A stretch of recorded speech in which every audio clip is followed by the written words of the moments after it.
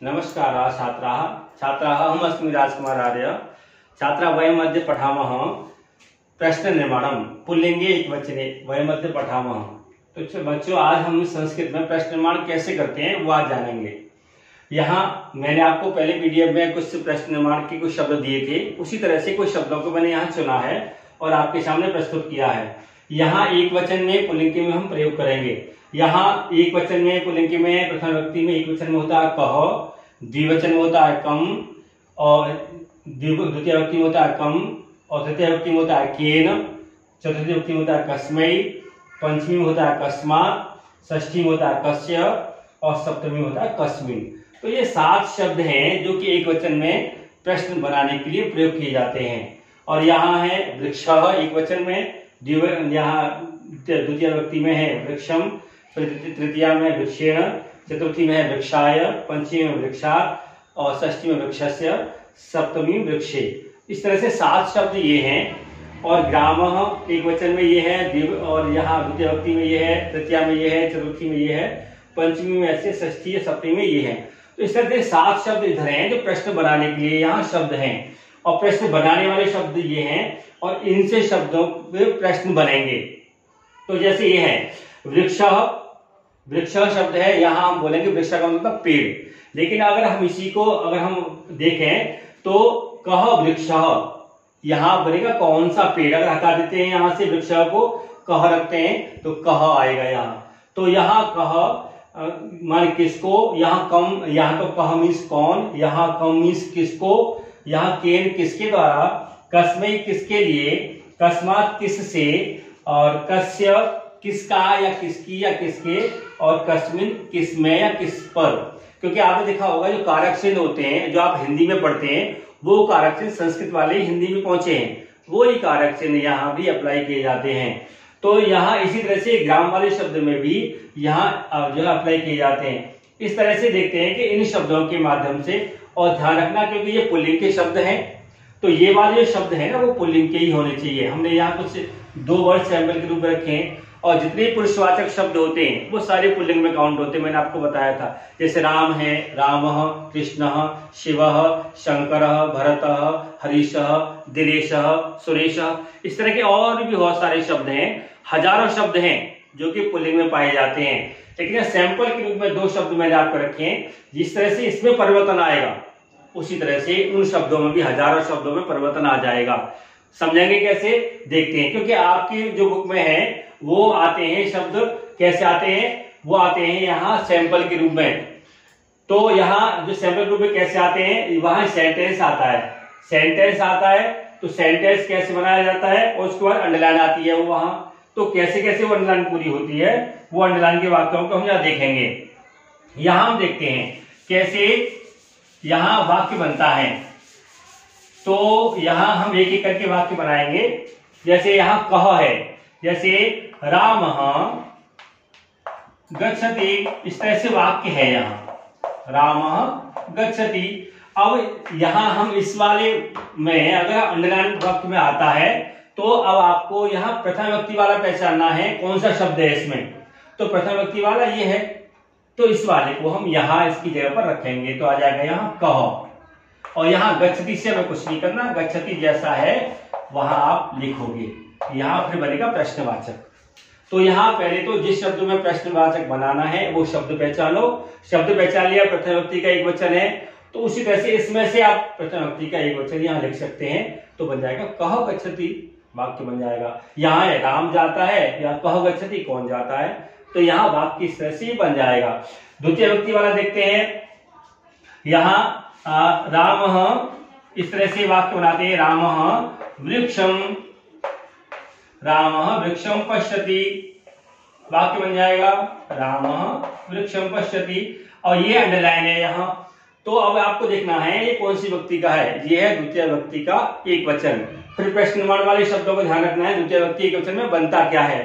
तो यहाँ है, यहाँ आ जाएगा रामः, यहाँ कम, फिर आ जाएगा यहाँ पश्यति, बन जाएगा वाक्य रामः कम पश्यति। राम किसको देखता है, तो यहाँ प्रश्न निर्माण इसका बन जाएगा। तो ध्यान ये रखना है पहले किस लिंग का शब्द है, कौन सी व्यक्ति, कौन सा वचन है, प्रश्न निर्माण वाला शब्द उसी तरह से लाएंगे। ये द्वितीय व्यक्ति होगी आपकी कंप्लीट। अब हम तृतीय व्यक्ति वाला देखते हैं। तृतीय व्यक्ति वाले में क्या है, अब यहां देखते हैं, जैसे मान लीजिए यहाँ हरीशः पुस्तकेन पठति, हरीशः पुस्तकेन पठति वाक्य है, मान लीजिए यहां बना हुआ, तो हरीशः पुस्तकेन पठति, ये वाला वाक्य में अंडरलाइन है। तो आपको पहचानना है कौन सी व्यक्ति है, कौन सा वचन है, ये तृतीया का एक वचन है। तो आपको वही शब्द चूज करके लिखना है, तृतीया का एक वचन। तो वाक्य बनेगा यहाँ हरीशः केन पठति, हरीशः केन पठति, यहाँ अंडरलाइन हो जाएगा, ये अंडरलाइन वाला शब्द आ जाएगा और यहाँ प्रश्न वाला शब्द लग जाएगा। तो यहाँ हरीशः पुस्तकेन पठति, हरीशः केन पठति। तो इस तरह से आपका जो वाक्य है ना वो प्रश्नमान में परिवर्तित हो जाएगा। अब देखते हैं चतुर्थी व्यक्ति वाला शब्द कैसे बनेगा, वो भी सेंटेंस में देख लेते हैं। यहां सेंटेंस दे रखा है, यहां है महेशः निर्धनाय,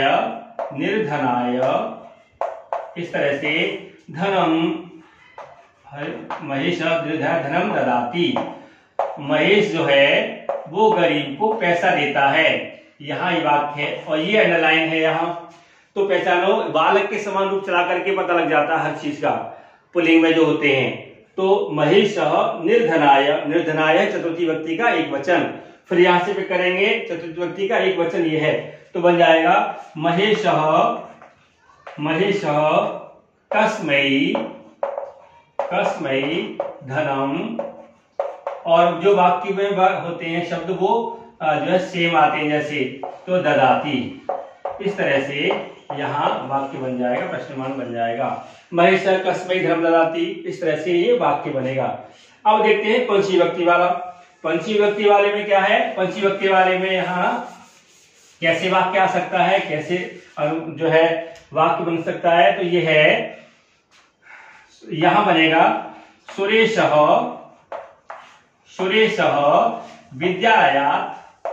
विद्यालयात्, इस तरह से आएगा यहाँ, ये अंडरलाइन कर देंगे यहाँ।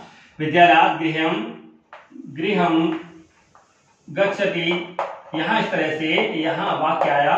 तो आपको प्रश्नमान वाला शब्द फिर देखना है, विद्यालयात्, यहाँ बालकात की तरह ही है, तो विद्यालयात् पंचमी व्यक्ति है, तो यहाँ से फिर लेंगे तो आएगा यहाँ सुरेशः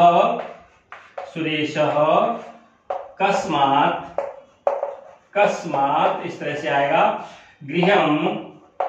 गृहम गच्छति, इस तरह से यहाँ वाक्य बन जाएगा।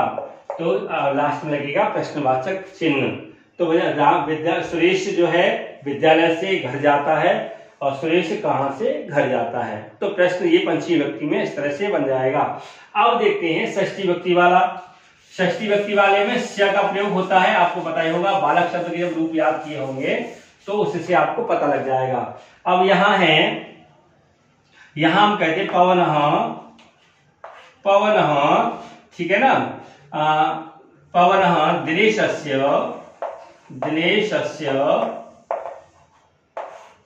दिनेशस्य भ्राता अस्ति, यहाँ हम प्रयोग करेंगे यहाँ षष्ठी व्यक्ति का। तो यहाँ ये मान लीजिए अंडरलाइन हो रहा है। अब आपको पहचानना कौन सी व्यक्ति है, ये षष्ठी का एक वचन। तो यहाँ उसी तरह से उठाएंगे शब्द, तो बनेगा यहाँ पवनः कस्य भ्राता अस्ति। तो वाक्य बन जाएगा इस तरह से, पवनः कस्य भ्राता अस्ति, पवन किसका भाई है। यहाँ तो देश का भाई बताया था, यहाँ है पवन किसका भाई है। इस तरह से यहाँ षष्ठी व्यक्ति वाला प्रयोग भी हो जाएगा। अब देखते हैं लास्ट जो बची हुई है सप्तमी व्यक्ति वाला। सप्तमी व्यक्ति वाले में यहाँ हम प्रयोग करेंगे वाक्य बना करके, तो आपको पता लगेगा कैसे बनते हैं। सह मातरी विश्वसिति, ऐसे करके वाक्य बनता है। यहाँ, और ये नलन वाला शब्द है सह मातृ विश्वसिति। तो यहाँ सप्तमी व्यक्ति है, ये थोड़ा अलग अगर हम देखें तो हम कर सकते हैं। यहाँ वाक्य अगर देखा जाए तो दिनेशे या दिनेशे करेंगे तो बन जाएगा इस तरह से। यहाँ सह दिनेशे विश्वसिति, वह दिनेश पर विश्वास करता है, दिनेश में विश्वास रखता है। तो यहां हम करेंगे सह कस्मिन कस्मिन विश्वसिति, विश्वसिति। इस तरह से ये वाक्य बन जाएगा यहाँ, और क्वेश्चन मार्क लगेगा लास्ट में। तो यहाँ इस तरह से यहाँ सप्तमी व्यक्ति है तो कस्मिन का प्रयोग किया।